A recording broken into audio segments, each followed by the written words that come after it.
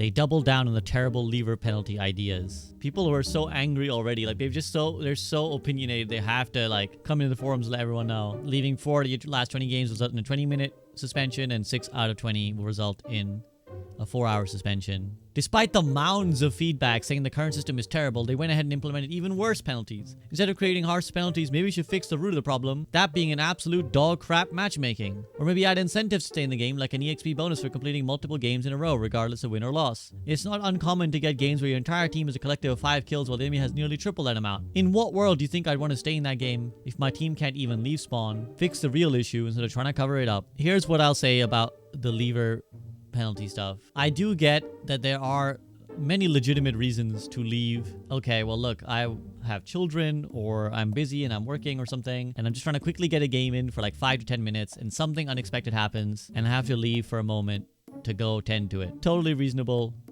Totally understand. Some fringe cases as well, perhaps where one of your teammates is like slurring or something, or just being really horrible. I can understand just being like, rather than muting, I just want to leave.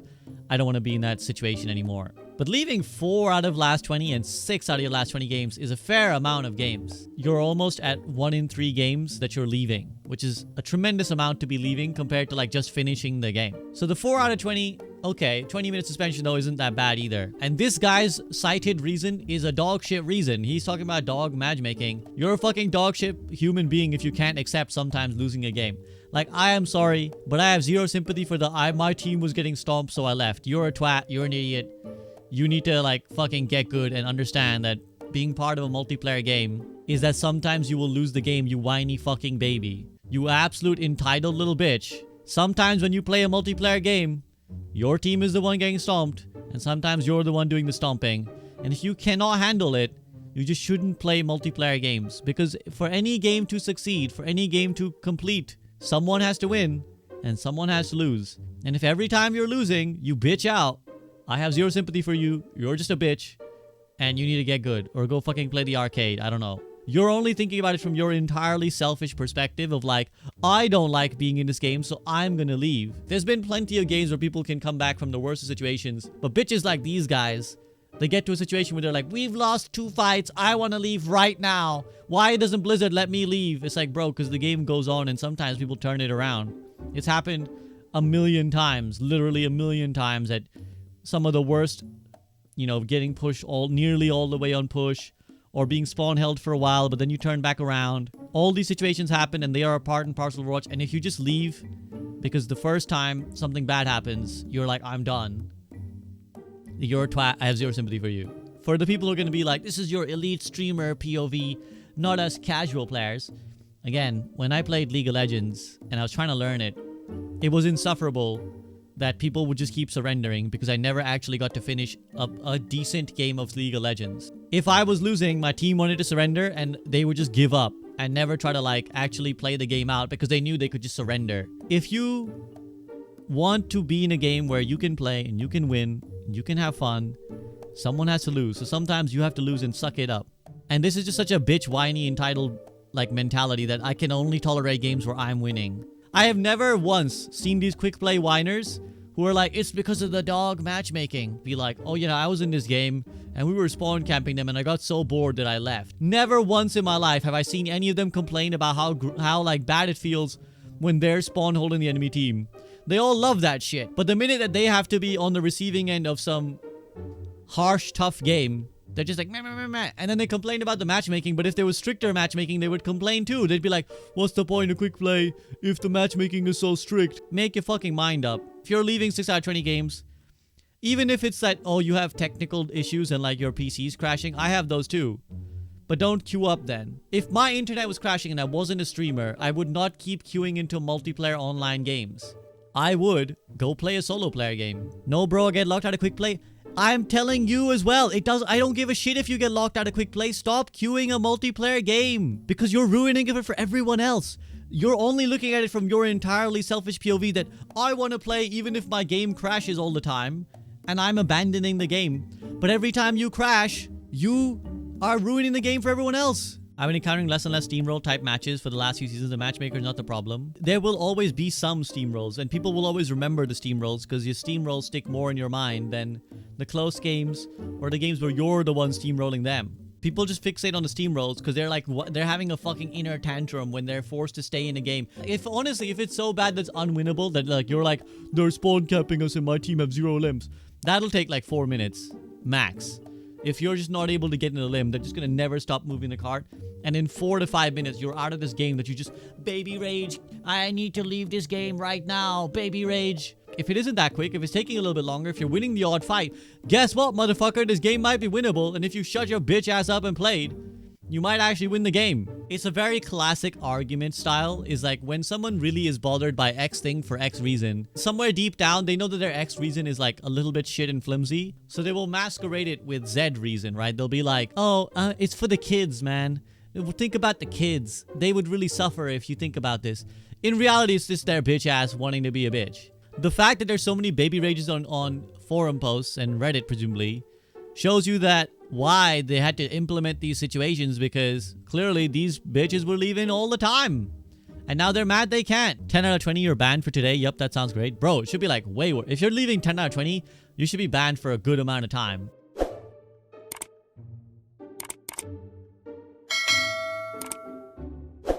Let's watch this clip then. He's ulted. 2 people are dead. His Echo and his Bap are dead, and we've just killed our Kiriko.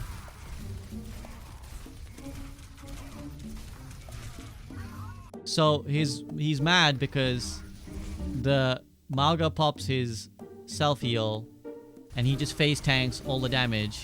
Doesn't ever use the block.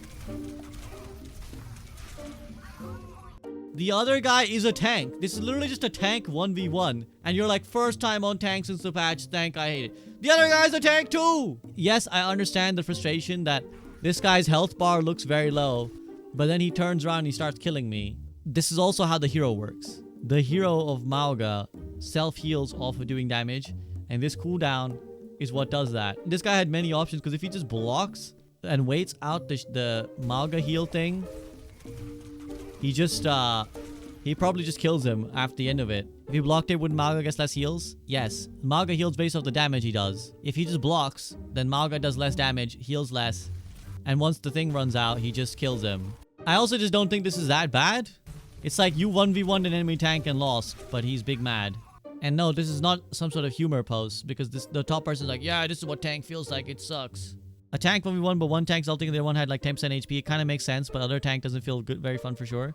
Yes, and I understand that it's like, okay, well, I ulted, why didn't I just win? But the Ramatra ult is also not like a I 1v1 someone ult. It's actually better like for objective and like a big clump of enemies. You're like, okay, I'm ulting and you guys can't dislodge me now.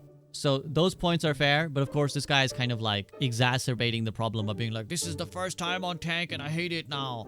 I don't think the humor, I mean, there's a lot of room to interpret what it means when you flag humor. I don't think it necessarily means this guy is satirizing commenters like this. I think it just means that I think I'm funny. I think that's what that means. Oh no, SVB, he's actually really just a funny guy being funny.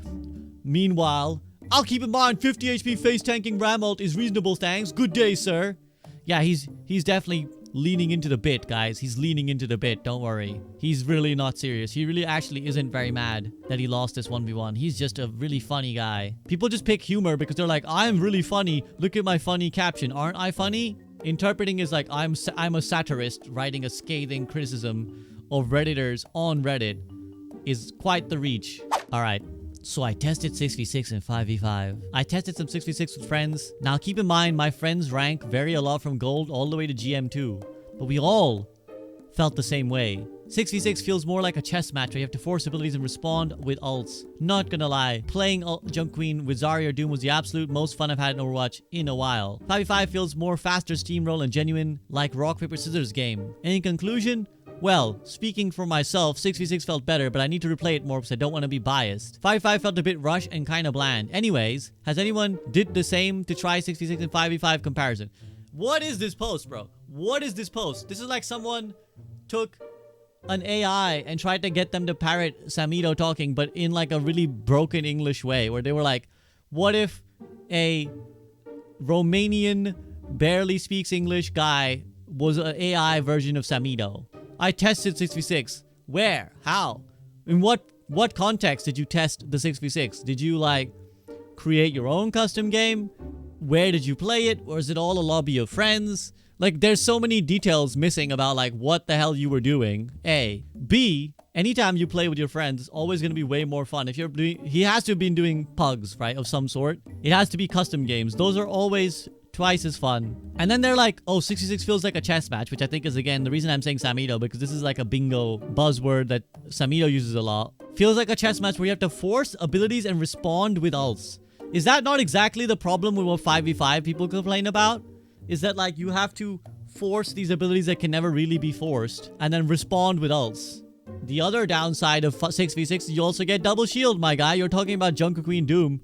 How about Ramatra Sigma? How do you want to face that? Also love the start of this post is like, I tested it. Here's what I learned. 6v6 is better. But then they're like, but also, I don't really know because I played like a very few games. And then I didn't, you know, I don't really want to say a lot. Like, okay, so what are you trying to actually say then? I played 6v6 for 6 years and 5v5 for 1 year. Here's my conclusion. Forcing abilities and ults is still a huge thing. 5v5 has more player agency. 5v5 punishes player mistakes and bad positioning more. 66 made the half the hero roster basically non-viable. 66 had unsustainable queue times. By that I mean the game was probably gonna die. I mean, all fair points. If your tank is bad, this guy's called Kiriko Diff, by the way. If your tank is bad throwing, having a bad day, you aren't carrying anything into the two roles. This guy is bronze as shit, dude. This guy is bronze as shit. I love the idea of like bad, throwing, and having a bad day are all in the same category. If he's throwing, obviously you're gonna lose. But I'm just always so deeply skeptical of these rando Joes who complain that half their tanks are throwing the game. It's like, I bet if I watch your gameplay, you're just AFK in Narnia for the majority of the game. If all your tanks are bad, you're probably bad too, my guy. And having a bad day is like, well, okay, if your tank is a human being, then you just can't carry. Here's one thing that was true. Overwatch 1 was more comp dependent. In Overwatch 2, you don't have to necessarily play a specific comp. You just have to like, often the game boils down to countering the enemy tank. If it's a Winston, that could be someone picks Reaper, someone picks Bastion, someone picks Torb, someone picks Brig, someone plays whatever, right? In Overwatch 1, it was just like, play, you know, Brig Bap or lose. You know, if you're running Winston Zarya and they're running Hog Diva, you just free win. Like that's what Overwatch 1 was. You just win for free. If both players are vaguely competent, you just win for free. In conclusion, your conclusion is bad. Everything this guy has said is just factually incorrect. We have this post on our competitive Overwatch that says, what changed the community perception towards Ana from being universally loved by the fan base in Overwatch 1 to being one of the most hated by even the most popular Overwatch streamers and average players in Overwatch 2? Already, I'm like, you're kind of lying because I don't agree with the premise.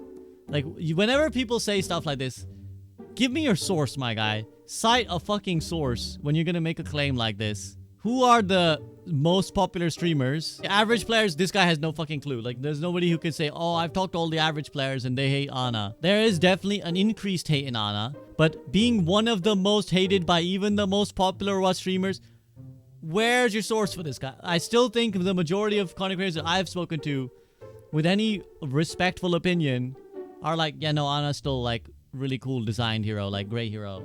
Now let's read the actual post. I remember she was widely considered the peak design in Overwatch 1 and the community used to rally against anyone who complained against her. Now comes Overwatch 2 and she's hated by even people who didn't complain about her at first place. On Reddit, Discord, even the official YouTube and Facebook pages. These are the places, guys. These are the places you should really use to gauge public opinion.